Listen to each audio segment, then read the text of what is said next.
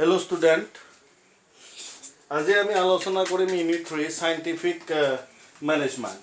Scientific management ইয়াৰ learning objectives বিলাকৰ ভিতৰত থাকিব আমাৰ explain the meaning of scientific management, the features of scientific management, aims and objectives of scientific management, explain the principle of scientific management, element of techniques and scientific management, explain the benefit of scientific management, understand of criticism of scientific management.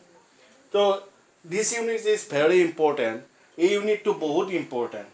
আমি পিছলৈকে আগবাঢ়ি যোৱাৰ পিছত যদি মেনেজমেণ্টৰ যদি আমি major লওঁ বা MBA কৰোঁ নতুবা M.Com কৰোঁ যিয়ে নাথাকক কিয় প্ৰতিটো ক্ষেত্ৰতে কিন্তু বিকমতেই হওক চাইণ্টিফিক মেনেজমেণ্টৰ ওপৰত আমাৰ কি থাকিব লাগিব আমাৰ নলেজ থাকিব লাগিব। তো আমি এতিয়া আলোচনা কৰিম সাইন্টিফিক ম্যানেজমেন্ট। তো সাইন্টিফিক ম্যানেজমেন্ট ইউনিট হৈছে আমাৰ কিমান ইউনিট 3 ঠিক আছে। তো সাইন্টিফিক ম্যানেজমেন্ট ইন্ট্ৰোডাকশন খিনি এনেকুৱাকে আমাৰ আছে the ancient times that was through the management is the matter of experience যে অতীতৰ পৰা আমাৰ কি আছে যিকোনো ব্যৱসায় বা যিকোনো কাৰ্যৰ ওপৰত কিন্তু আমাৰ কি আছে এটা এক্সপেৰিমেন্ট আছে আৰু এক্সপেৰিমেন্টৰ জৰিয়তে ক্ৰমাগতভাৱে আমাৰ কি হৈ আছে এতিয়া ক্ৰমাগতভাৱে ডেভেলপ হৈ আছে আৰু সেই ডেভেলপৰ প্ৰতিচ্ছবিৰ জৰিয়তে বা ডেভেলপিঙৰ আমাৰ ষ্টেপৰ জৰিয়তে আমি কি পাইছিলোঁ আমাৰ কি হয় সাইন্টিফিক ম্যানেজমেন্ট কি কৰিলে অৰ্গেনাইজেশ্যন বিলাকে আমাৰ ফলো কৰিলে আৰু তাৰ পিতৃ কাক কোৱা হয় যে ফাদাৰ কাক কোৱা হয় father of scientific management always remember F.W. Tailor Frederick wake tailor তেওঁ আমাক এই সাইন্টিফিক ম্যানেজমেন্টৰ ওপৰত কি দিছিল বৰ্ণনা দিছিল এইখিনি হৈছে ইয়াৰে ইন্ট্ৰোডাকশ্যন।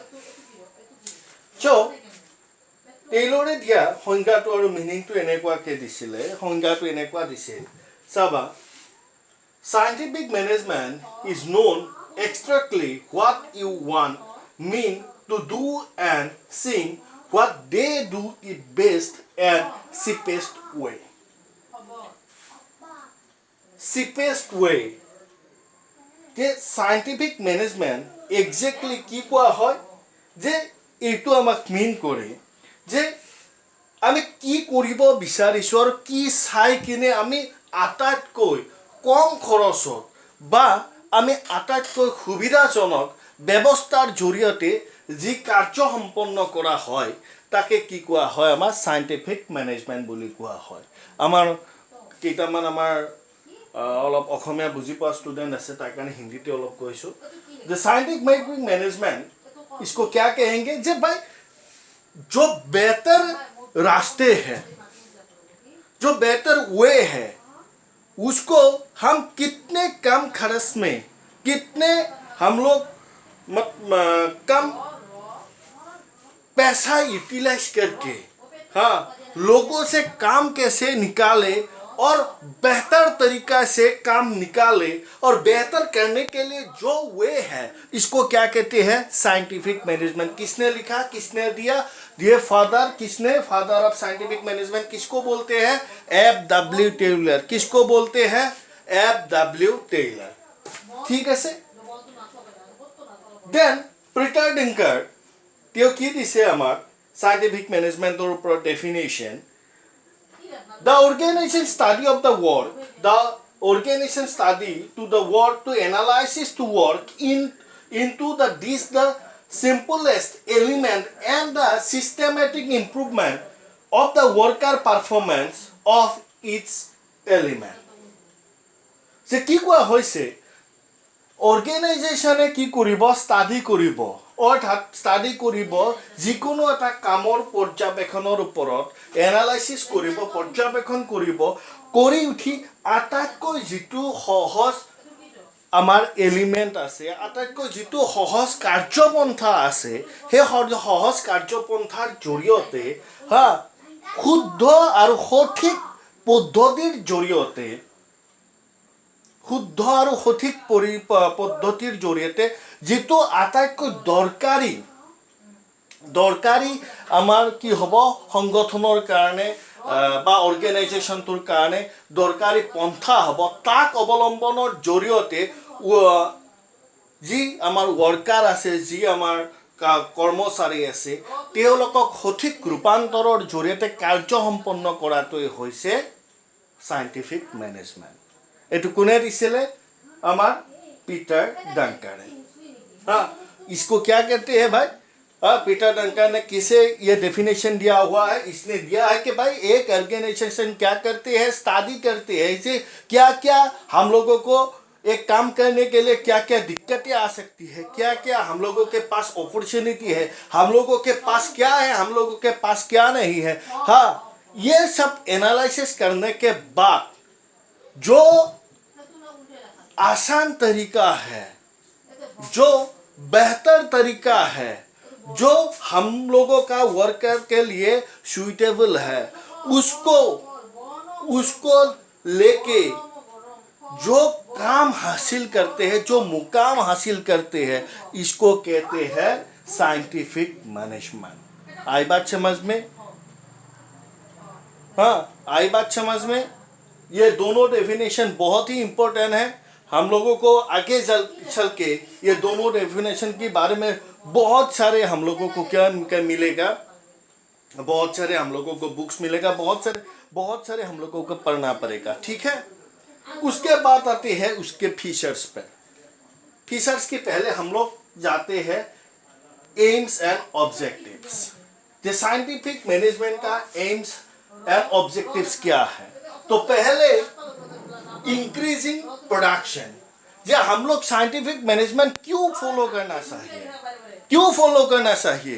बोले इसलिए भाई फॉलो करना चाहिए हम लोगों को इंक्रीजिंग प्रोडक्शन कैसे इंक्रीज होगा?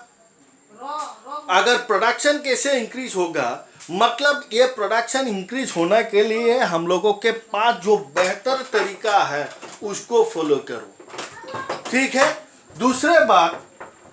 दूसरी बात ये प्रोडक्शन इंक्रीज करने के लिए वर्कर को क्या करना पड़ेगा? बेहतर से बेहतर उन लोगों को होना पड़ेगा। ये बेहतर कब होगा? जो उन लोगों को ट्रेनिंग दे दो, उन लोगों को जो सुविधा है, जो उपकरण है, उन लोगों को लागू करो। मशीन जो है अच्छी तरह से लगाओ, वर्कर जो है जो टेक्निक्स है उसको बेहतर बनाओ, जो सुविधा है, जो उपकरण है, उन लोगों को लागू करो। उसके बाद निकल के आएगा इंक्रीजिंग प्रोडक्शन। साथ ही साथ इसमें क्या भी आती है भाई, जो प्रोडक्शन यूनिट हो तो उसको रॉ मटेरियल अच्छी होना चाहिए। हाँ, अच्छे रॉ मटेरियल से हम लोगों को क्या मिलेगा? अच्छे प्रोडक्शन मिलेगा, जो कि हम लोगों को बिजनेस के लिए हम लोगों को क्या देगा? एक रास्ता देगा, ठीक है। दूसरे बात आते हैं बेटर क्वालिटी गुड्स। बेहतर क्वालिटी गुड्स कैसे निकल के आती है? बेहतर क्वालिटी गुड्स कैसे निकल के आती है? ऐसे निकल के आती है, जब बेहतर क्वालिटी गुड्स हम लोगों को चाहिए तो भाई पहले क्या चाहिए? मशीन्स। दूसरे बात क्या चाहिए भाई? वर्कर तो सब कुछ है, इसमें ये बात नहीं भाई, स्किल वर्कर, ठीक है। उसके बाद आती है क्या? हाँ, मेथड ऑफ प्रोडक्शन। ये अगर जुड़ जाए, ये अगर सभी एक साथ जुड़ जाए तो मतलब क्या निकल के आएगा? हम लोगों को बेहतर क्वालिटी गुड्स। क्या निकल के आएगा? बेहतर क्वालिटी। क्या मशीन अच्छे है? हाँ, क्या है भाई? रॉ मटेरियल अच्छे है। हाँ, वर्कर क्या है भाई? स्किल वर्कर है। हाँ, मेथड क्या है? प्रोडक्शन के लिए अच्छे है। तो ये क्या है? ये मतलब सभी में मतलब क्या निकल के आएगा? हम लोगों को बेहतर क्वालिटी ऑफ गुड्स। आई बात समझ में? उसके बाद आते हैं point number 3, cost reduction. Cost reduction क्या है? कॉस्ट का मतलब जानते हो? ये है कॉस्ट का मतलब कि भाई हम लोगों को क्या चाहिए? क्या चाहिए हम लोगों को? कष्ट मतलब क्या है? सिंपल है भाई, डर। অসমীয়া কি কোৱা হয় दर, हिंदी में भी उसको क्या कहते हैं भाई? कॉस्ट ही कहते हैं। कॉस्ट मतलब क्या है भाई? कॉस्ट मतलब कुछ कॉस्ट रिडक्शन। कॉस्ट रिडक्शन कैसे होगा?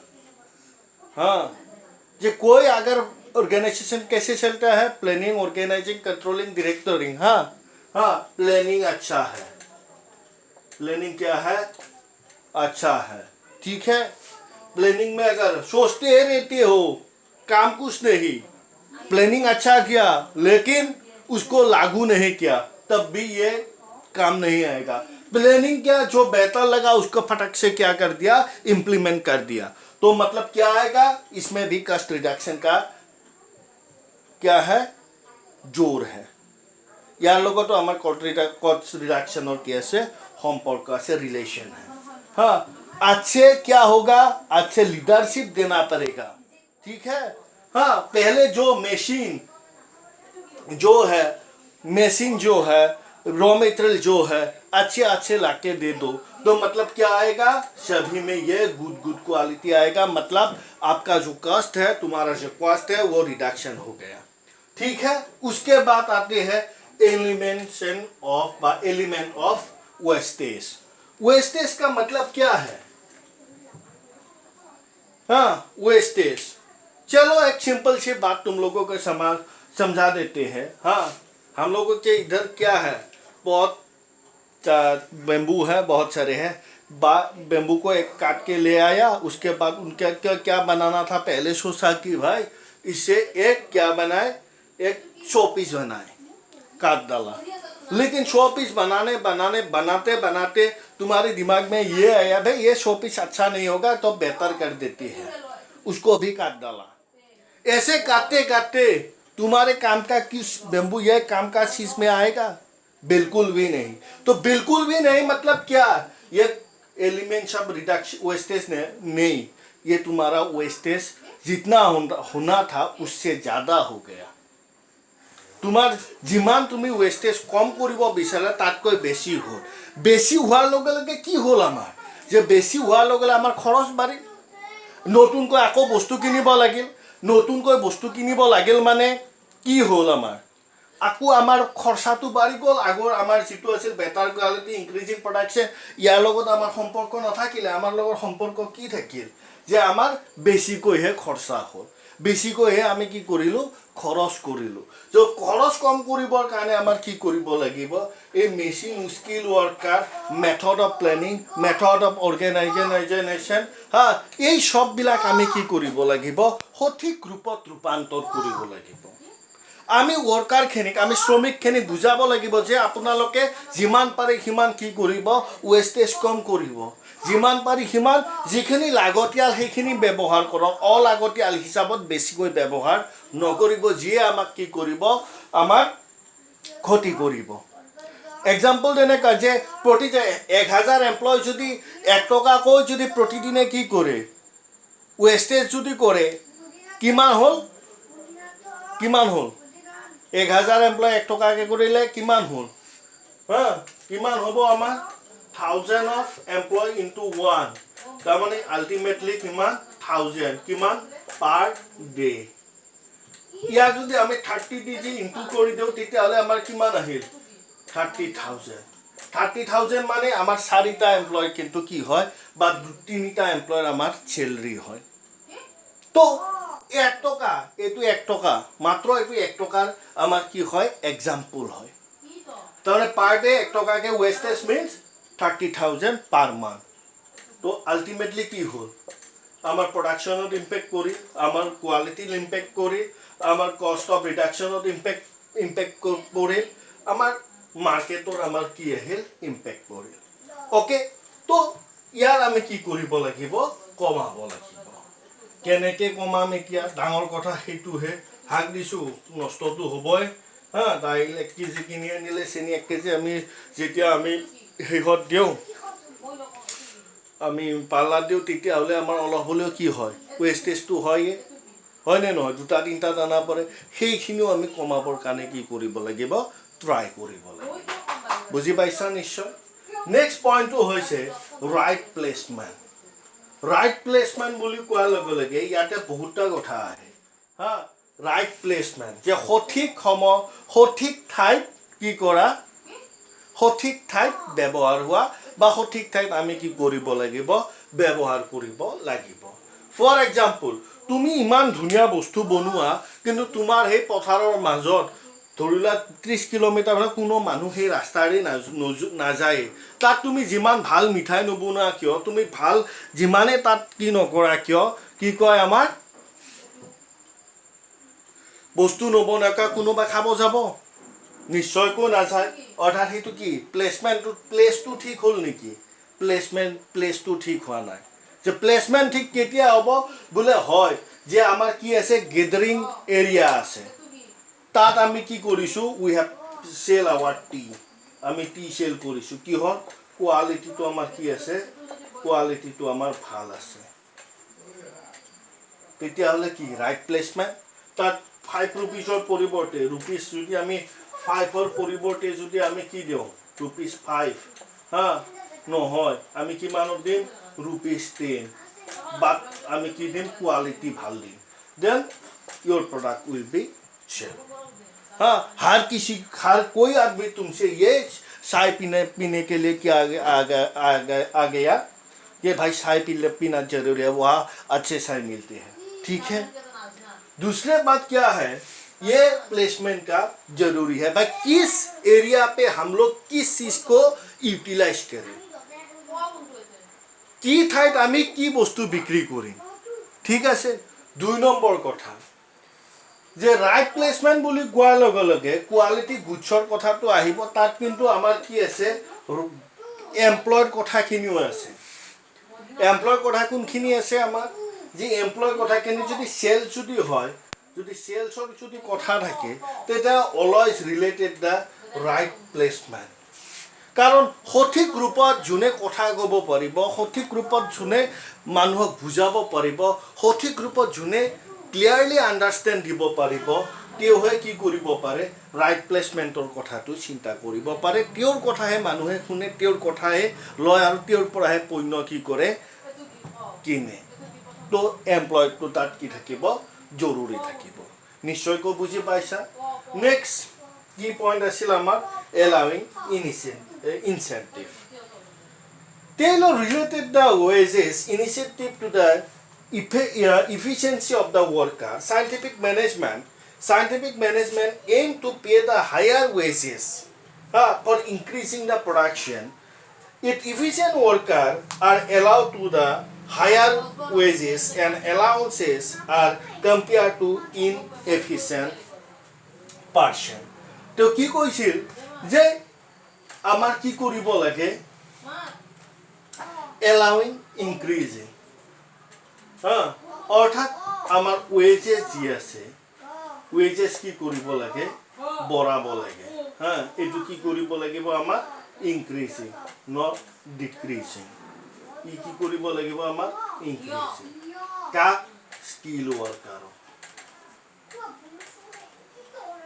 ঠিক আছে যিমানে আমি স্কিল ওয়াৰ্কাৰক আমি এলাউন্সেস যিমানে আমি ইনক্ৰিজিং কৰিম আলটিমেটলি তেওঁ কি হ'ব they are satisfied কি হল মানসিকভাৱে মেন্টালি যেতিয়াই satisfied হ'ব তেতিয়ালৈকে মেন্টালি যেতিয়া satisfied হ'ব অৰ্থাৎ কি যে মই এই ঠাইত কাম কৰিছো মই আৰু বেছিকে কাম কৰিলে মই বেছি পইচা পাম মানুহে কাম কিয় কৰে everybody go for the work the result এটাই reason এটাই to somehow there something get যে কিবা নহয় কিবা আমি পাম কি পাম পইচা পাম পইচা মানে কি দৰমহা হিচাপত যিয়ে নাথাকক কিয় উই গেট দ্য মানি যে মানি যদি তেওঁলোকক সঠিক হয় যে আজি মই ভাল কাম কৰিছোঁ অহাকালিও মই ভাল কাম কৰিম নেক্সট দিনাও মই কি কৰিম ভাল কৰিম এইকাৰণে ভাল কৰিম যে today will get the high মানে কি return of money then yes মানে টুমৰো উইল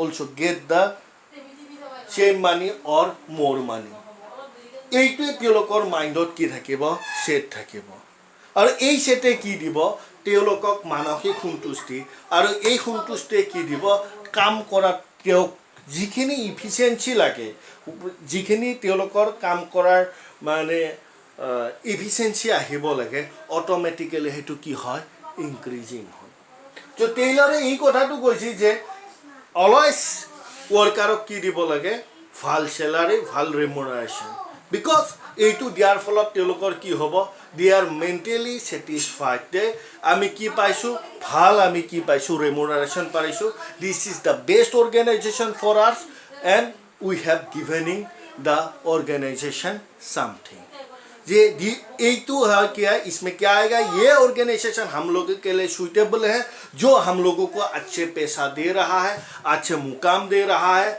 हमको इसमें तन मन से काम करना जरूरी है ये देगा हम लोगों को एक अच्छे रिजल्ट ठीक है आई बात समझ में तो ये था साइंटिफिक मैनेजमेंट कौन दिया फादर किसका है साइंटिफिक मैनेजमेंट का FW टेलर उसका साइंटिफिक मैनेजमेंट का एम्स क्या है जो पहले जो एम्स एंड ऑब्जेक्टिव्स क्या है पहले है इंक्रीजिंग प्रोडक्शन नंबर 2 क्या है बेटर क्वालिटी गुड्स नंबर 3 क्या है cost of reduction number 4 elements of the wastage number 5 right placement number 6 allowing increasing এইখিনি হৈছে তোমালোকৰ ইম্পৰ্টেণ্ট পাৰ্ট তোমালোকে চাবা যদি কিবা বুজি নোপোৱা কিবা যদি ডাউট থাকে মোক ফোন কৰিবা মই যিমান পাৰোঁ সিমান মই বুজাই দিয়াৰ কাৰণে কি কৰিম ট্ৰাই কৰিম ধন্যবাদ